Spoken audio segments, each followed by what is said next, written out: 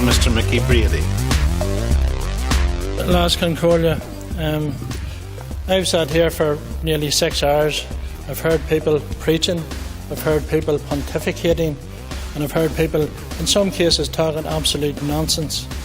But what I would ask, and I know Mrs. Kelly has come back into the chamber, I'm glad to see, and I would ask her and her colleagues, could they explain to me why on the 17th of December they signed up to an agreement with 3 other parties, not including Sinn Féin, I might add.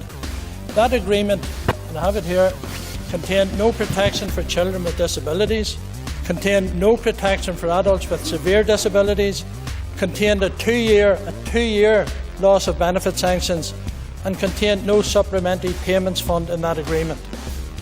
Sinn Féin negotiated and had a detailed negotiation with the DUP, and an agreement including 5 parties was signed on the 19th of the 12th.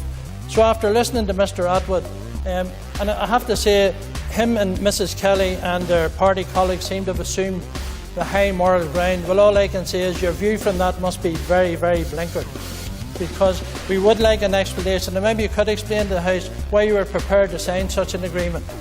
You talk about protecting the most vulnerable. I would have thought children with disabilities, adults with severe disabilities, people who are going to be sanctioned for 2 years, they're not vulnerable.